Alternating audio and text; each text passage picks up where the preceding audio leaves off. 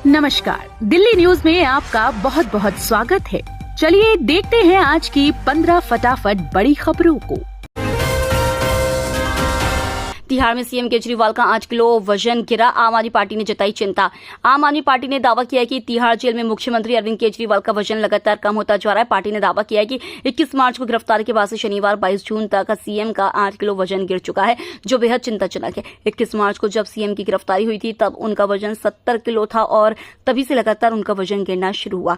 अंतरिम जमानत की अवधि खत्म होने के बाद 2 जून को वापस न्यायिक हिरासत में जाने के वक्त उनका वजन घटकर 63.5 किलो रह गया था। अब सीएम का वजन और घटकर 62 किलो हो गया है। जल संकट पर सियासी खेल, एलजी ने दी शासन मॉडल पर विचार करने की सलाह। दिल्ली में पानी की समस्या को लेकर हरियाणा सरकार पर लगाए जा रहे आरोपों के बीच एलजी वीके सक्सेना ने दिल्ली सरकार पर तीखा हमला बोला है। उन्होंने एक कहावत के साथ अपनी बात रखते हुए कहा कि आप शिकारी कुत्तों के साथ शिकार नहीं कर सकते और खरगोश के साथ दौड़ नहीं सकते।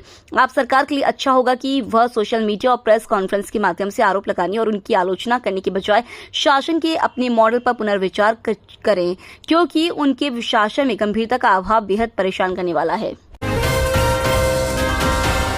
ग्रेस मार्क पाने वालों की दोबारा हुई नीट की परीक्षा। एनटीए ने रविवार को 4 राज्यों और 1 केंद्र शासित प्रदेश के 6 केंद्रों पर 1563 उम्मीदवारों के लिए नीट यूजी परीक्षा को दोबारा कंडक्ट किया। एनटीए के मुताबिक 1563 अभ्यर्थियों में से 813 ही परीक्षा देने आए, जबकि 750 छात्रों ने यह परीक्षा छोड़ दी। बता दें, ग्रेस मार्क पाने वालों के लिए सुप्रीम कोर्ट के आदेश के बाद फिर से परीक्षा कराई गई। बारिश बाढ़ से निपटने के लिए गृह मंत्री अमित शाह ने की उच्च स्तरीय समीक्षा बैठक। केंद्रीय गृह मंत्री अमित शाह मानसून के दौरान देश के विभिन्न हिस्सों में आने वाली बाढ़ से निपटने की तैयारियों की रविवार को समीक्षा की है। हर साल मानसून की बारिश के कारण नदियों के जलस्तर में वृद्धि के कारण बिहार, असम और अन्य पूर्वी राज्यों के बड़े इलाके जलमग्न हो जाते हैं। उत्तराखंड, हिमाचल प्रदेश और कुछ अन्य राज्यों में भी मानसून के दौरान भूस्खलन और बारिश से संबंधित समस्याएं आती हैं। देश में बाढ़ प्रबंधन को लेकर समीक्षा किए गृह मंत्रालय के अधिकारी ने कहा, देश में बाढ़ प्रबंधन के लिए समग्र तैयारियों की समीक्षा के लिए गृह मंत्री उच्च स्तरीय बैठक की अध्यक्षता कर समीक्षा किए। टीम इंडिया आईसीसी खिताब का सूखा खत्म करने के करीब पहुंचा। बांग्लादेश को सुपर 8 के दूसरे मैच में टीम इंडिया ने एक बार फिर से बड़े अंतर से हरा दिया। टीम इंडिया के लिए इस मैच में जीत हासिल करना लगभग एक औपचारिकता ही थी। इसकी वजह रही अब तक टूर्नामेंट में टीम इंडिया का शानदार खेल और बांग्लादेश का संघर्ष रहा है। इस जीत ने टीम इंडिया को टूर्नामेंट जीतने की राह में कई अधूरे सवालों के जवाब दे दिए हैं। अब जिस तरह से टीम इंडिया के बल्लेबाजों, गेंदबाजों और ऑलराउंडर्स के बीच तालमेल दिखाई दे रहा है, उससे भारत के खिताब का सूखा खत्म होने की संभावनाएं बढ़ती हुई नजर आ रही हैं। सौरभ भारद्वाज का आरोप, आतिशी के अनशन के बाद हरियाणा ने दिल्ली का पानी और कम किया। दिल्ली में जल संकट के बीच सियासी पारा भी बढ़ गया है। हरियाणा से अतिरिक्त पानी की मांग को लेकर भोगोल के जंगपुरा स्थित सैनी चौपाल में शुक्रवार से दिल्ली के जल मंत्री आतिशी अनिश्चितकालीन अनशन पर बैठी हैं। आतिशी के अनशन का तीसरा दिन बीत चुका है। इस बीच दिल्ली के मंत्री सौरभ भारद्वाज ने हरियाणा की भाजपा सरकार पर गंभीर आरोप लगाया है। उनका कहना है कि जब से आतिशी ने अनशन शुरू किया है तब से हरियाणा सरकार ने दिल्ली का पानी और कम कर दिया है। दिल्ली एनसीआर में झमाझम बारिश से मौसम हुआ सुहावना, तपती गर्मी से मिली बड़ी राहत। दिल्ली और आसपास के इलाकों में जोरदार बारिश होने से तपती गर्मी से बड़ी राहत मिली है। दिल्ली एनसीआर के कई इलाकों में रविवार को तेज हवा के साथ बारिश हुई, इससे पारे में गिरावट आई। मौसम विभाग के अनुसार हिमाचल प्रदेश और आसपास पश्चिमी विक्षोभ सक्रिय हो रहा है। इससे अगले 5 दिनों में जम्मू कश्मीर, लद्दाख, हिमाचल, पंजाब, हरियाणा, चंडीगढ़, दिल्ली में गरज और तेज हवा के साथ बारिश हो सकती है। मेट्रो की ग्रीन लाइन पर बड़ा अपडेट, दिल्ली स्टेशन पर होंगे 3 इंटरचेंज। दिल्ली में मेट्रो से सफर करने वालों के लिए एक काम की खबर है। दिल्ली मेट्रो रेल कॉर्पोरेशन के अधिकारियों ने रविवार को बताया कि ग्रीन लाइन के इंद्रलोक से इंद्रप्रस्थ तक विस्तार के साथ नई Delhi metro station triple interchange सुविधा के रूप में उभरने के लिए तैयार है। उन्होंने बताया कि 12.37 किलोमीटर लंबा इंद्रलोक इंद्रप्रस्थ कॉरिडोर पहले से ही चालू brigadier Hoshiyar Singh Indralok green line corridor का विस्तार करेगा। अधिकारियों ने बताया कि इस नए विस्तार पर नई दिल्ली स्टेशन को इंटरचेंज सुविधा के रूप में विस्तारित किया जाएगा, जहां 3 लाइनें येलो, ऑरेंज और अब ग्रीन लाइन एक दूसरे से मिलेंगी। जमानत पर रोक के खिलाफ सुप्रीम कोर्ट पहुंचे अरविंद केजरीवाल। दिल्ली सीएम अरविंद केजरीवाल की जमानत से जुड़ी बड़ी खबर सामने आई है। अरविंद केजरीवाल ने सुप्रीम कोर्ट में याचिका लगाई है। वह दिल्ली हाईकोर्ट द्वारा जमानत पर लगाए गए स्टे को लेकर एससी पहुंचे हैं।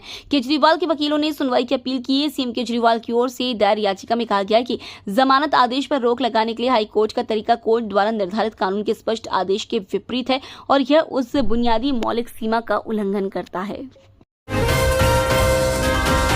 सीटेट परीक्षा को लेकर नए नियम जारी हुए, कई परीक्षार्थी होंगे परीक्षा से बाहर।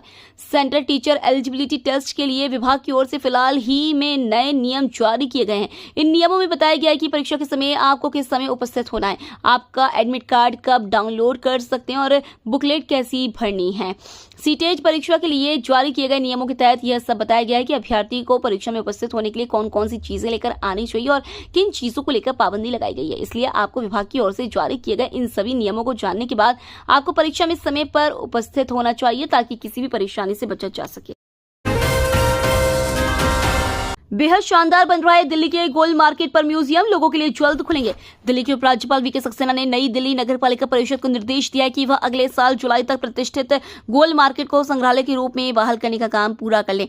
पिछले साल अक्टूबर में गोल मार्केट का काम शुरू हुआ था, जबकि इसकी डेडलाइन अक्टूबर 2025 रखी गई थी। हालांकि उपराज्यपाल ने अधिकारियों को डेडलाइन को 3 महीने आगे बढ़ाने के लिए कहा है ताकि वहां प्रस्तावित वीरांगना संग्रहालय को अगले साल स्वतंत्रता दिवस 15 अगस्त को दिल्ली वासियों के लिए खोला जा सके। मायावती ने भतीजे आकाश आनंद को फिर घोषित किया उत्तराधिकारी। मायावती ने अपने भतीजे आकाश आनंद को एक बार फिर अपना उत्तराधिकारी घोषित कर दिया। उन्हें दोबारा बहुजन समाज पार्टी का राष्ट्रीय संयोजक भी बना दिया गया है। एक दिन पहले ही आकाश को उत्तराखंड उपचुनाव के लिए पार्टी का स्टार प्रचारक बनाया गया था। उनका नाम लिस्ट में मायावती के बाद दूसरे नंबर पर था। मायावती ने रविवार को लखनऊ में बसपा के सभी प्रदेश प्रमुखों के साथ समीक्षा बैठक की, जिसमें आकाश आनंद भी मौजूद थे। बैठक के दौरान आकाश आनंद ने बुआ मायावती का पैर छूकर आशीर्वाद लिया। यूपी की पूर्व मुख्यमंत्री मायावती ने भतीजे के सिर पर प्यार से हाथ रखकर दुलारा और पीठ थपथपाई। गाजियाबाद में दर्दनाक हादसा, एलपीजी सिलेंडर में लीकेज से भड़की आग। गाजियाबाद से दर्दनाक हादसा सामने आया। यहाँ एक घर में एलपीजी सिलेंडर में लीकेज के चलते आग लग गई, जिसमें मां और उनकी 2 बेटियों की झुलसकर मौत हो गई। आग में झुलसे कुल 6 लोगों में से 3 की हालत गंभीर बताई जा रही है। बताया जा रहा है कि आग एलपीजी सिलेंडर में लीकेज के चलते लगी। सरकार को 15,000 करोड़ का चूना, अरबपति महिला शिकंजे में। कागजों पर 3,000 से अधिक फर्जी कंपनी खोलकर सरकार को चूना लगाने वालों पर पुलिस ने बड़ी कार्रवाई की है। आरोप है कि इन्होंने गलत तरीके से इनपुट टैक्स क्रेडिट लेकर सरकार के राजस्व को 15,000 करोड़ रुपए से अधिक का नुकसान पहुंचाया। इस गिरोह की अरबपति महिला कारोबारी को क्राइम रिस्पांस टीम और सेक्टर 20 पुलिस ने संयुक्त कार्रवाई करते हुए रविवार को गिरफ्तार कर लिया। उसके पास से एक मोबाइल फोन बरामद हुआ है। मेटल का कारोबार करने वाली महिला आरोपी एक साथ कई कंपनियों के नाम से आईटीसी ले रही थी। सभी ऐसी कंपनियां थीं जिसका अस्तित्व सिर्फ कागजों पर था। दिल्ली में दिल दहलाने वाली वारदात, नाबालिग को युवक को चाकू से गोदा। दिल्ली के अशोक विहार के वजीरपुर औद्योगिक क्षेत्र में 2 लड़कों की चाकू से गोदकर हत्या कर दी गई। मृतकों की पहचान 17 साल के विपुल कुमार और 19 साल के विशाल के रूप में हुई है। मौके पर पहुंची पुलिस दोनों को पास के अस्पताल में ले गई, जहां डॉक्टरों ने उन्हें मृत घोषित कर दिया। शुरुआती जांच में रंजिश की वजह से हत्या करने की बात सामने आई है। मृतक के परिवार वालों का आरोप है कि आरोपी इलाके में नशे का कारोबार करते हैं, जिसका विरोध करने पर इनकी हत्या की गई है। पुलिस हत्या का मामला दर्ज कर लिया है। पुलिस ने 4-5 संदिग्धों को हिरासत में लेकर पूछताछ कर रही है। तो ये थी आज की बड़ी खबरें। डेली खबरों से अपडेट रहने के लिए चैनल को सब्सक्राइब करना बिल्कुल न भूलें। धन्यवाद।